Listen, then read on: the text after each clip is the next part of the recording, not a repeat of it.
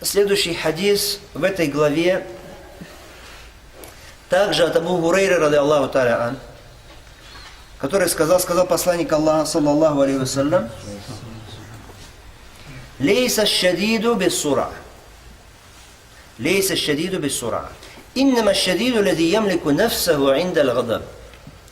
Сильный – это не тот, кто перебарывает других. Сильный – это тот, кто может удержать, овладеть своей душой во время гнева. Хадис муттафакун алейхи. Муттафакун алейхи значит, приводится у обоих имамов. Лейса шадид не является сильным. Шадид здесь значение кауи, сильным. Не является сильным тот, который борется с людьми, и когда борется, ложит их на лопатки, или кидает их на лопатки. Пророк алейхиссалям говорит, не это сильный. Какое здесь слово употреблено? Сура. Сура. Это слово сура по модели какой фуаля. Фуаля. Как гумаза, люмаза. Когда какое-то качество выражено сильно, или действие выражено сильно в ком-то. Хорошо? Это называется сигатуль мубаляга. То есть выражено сильное чего-то, или качество, или действие у кого-то. Если человек хамз и лямз, что это такое? Хамз и лямз, что это? Когда поносит, хулит кого-то, хорошо? Если в нем выражено сильно это качество, как в Коране сказано, «Вэйнун ликулли гумазатил люмаза». Гумаза люмаза. Гумаза люмаза. Здесь сура. Сура – это кто такой? Который не просто там переборол кого-то, а который такой сильный все время, если поединок с кем-то, он ложит на лопатки, перебарывает его. Это сура. Бросает его на землю. Ну, мы знаем, конечно, мусара, борьба, у нее есть свои, что там способы, какие-то методики там, и так далее. Человек может быть сильным, перебарывает другого. Иногда он может быть не сильный, но у того есть техника, он перебарывает его за счет техники. Как бы то ни было, сейчас это стало уже искусством. Один из видов спорта или искусств, у которого, естественно, есть свои болельщики, фанаты и так далее. Шейх Усаймин, рахимахуллах тааля, говорит, на самом деле теряют свое время без всякой пользы. Ну, действительно, вот это вот болельщики, фанаты, непонятно им-то какая польза от того, что кто-то борется. Хорошо, и сидеть, смотреть это, и кричать, и переживать. Им польза от этого какая? Неизвестно. Что человек теряет свое время на это все.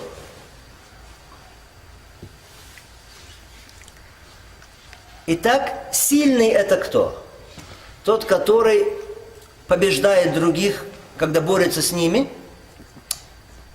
Пророк алейхиссалям говорит, нет. Рассказывают,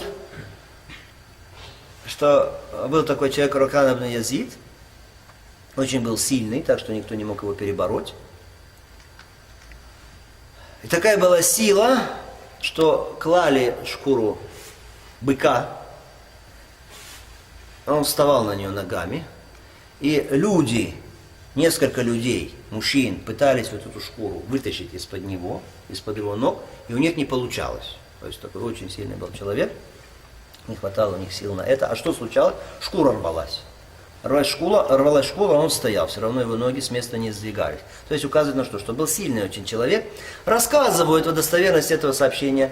Аллаху та'аля алям о достоверности его. Как бы то ни было, рассказывают, что этот человек пришел к пророку, алейхиссалату вассалам, чтобы принять ислам, но он попросил пророка, алейхиссалату вассалам, чтобы тот его переборол в поединке. Сказал, если ты меня переборешь, о Мухаммад, то тогда я узнаю, что ты действительно пророк, тогда я приму ислам. Пророк алейхиссалату вассалам переборол его. Переборол его. Как знамение от Аллаха субхану ва тааля, когда это случилось, тогда он уверовал. Уверовал этот человек. Хорошо? Сказано здесь так. Как бы то ни было, пророк алейхиссалату вассалам говорит, «Иннама шадид аллази ямлику нафсаху инда аль-гадаб». Сильный это кто? Сильный это кто? Тот, который владеет собой во время гнева. Владеет собой во время гнева. Вот это вот сильный человек. А что такое гнев? Гнев, говорят, в общем, что такое гнев, основа смысла понятна каждому, думаю, не нужно объяснять. Но у человека в чем выражается? Как уголек, который шайтан бросает в сердце человека, этот порицаемый гнев, потом приводит к чему, что человек краснеет, кровь приливает к его лицу, лицо краснеет, глаза наполняются кровью, начинают дрожать его конечности, хорошо, это гнев, набухают вены, здесь человек не может себя контролировать, или волосы встают дыбом у него, это гнев. Вернее, это не гнев, это проявление гнева. Как проявляется у многих людей этот гнев. Однажды один человек пришел к пророку алейхиссалату вассалям и сказал ему: дай мне наставление, посланник Аллаха. Он хочет наставления. Пророк алейхиссалату вассалям говорит ему: ля тагдаб, не гневайся. Субханаллах, как мы нуждаемся в этом завете, пророк алейхиссалату вассалям. Пророк алейхиссалату вассалям сказал ему: не гневайся, но человеку мало, он хочет еще что-то. Аусыни. Нет, еще надо мне, гневайся, хорошо, дальше, аусыни. Дай мне совет. Ля тагдаб. Пророк алейхиссалату вассалям говорит ему второй раз: не гневайся. Аусыни, еще раз, дай мне совет. Ля тагдаб. Не гневайся. Сколько людей может сдержать себя во время гнева? Сколько? Гнев, нужно сказать, что он имеет 3 ступени. 3 ступени гнева. Первая ступень гнева – начальный гнев. Начальный гнев, да, к человеку подступает гнев, но при этом человек не мешает это ему совладать с собой и вести себя осознанно. Это первая ступень гнева. Вторая ступень гнева – это средняя степень гнева. Средняя степень гнева. Третья степень – это сильный гнев. Это уже такой гнев, который завладевает человеком полностью так, что уже человек вообще не понимает, что он делает, что он говорит вообще. Не понимает, даже на земле он или на небе. Так случается.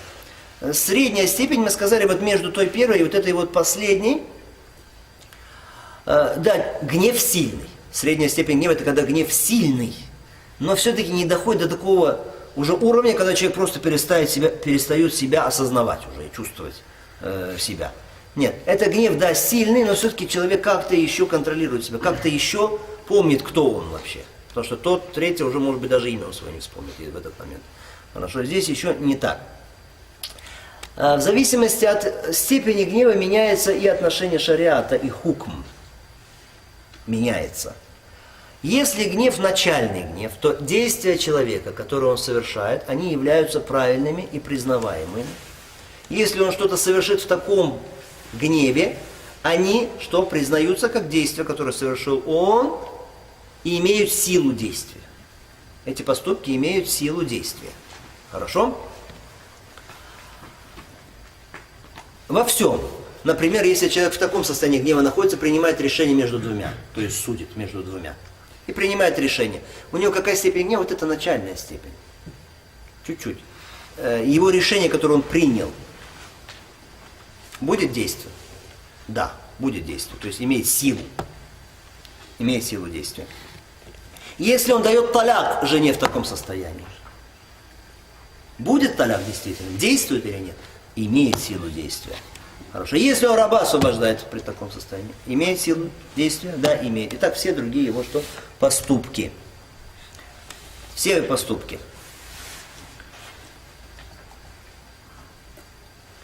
Пример этого,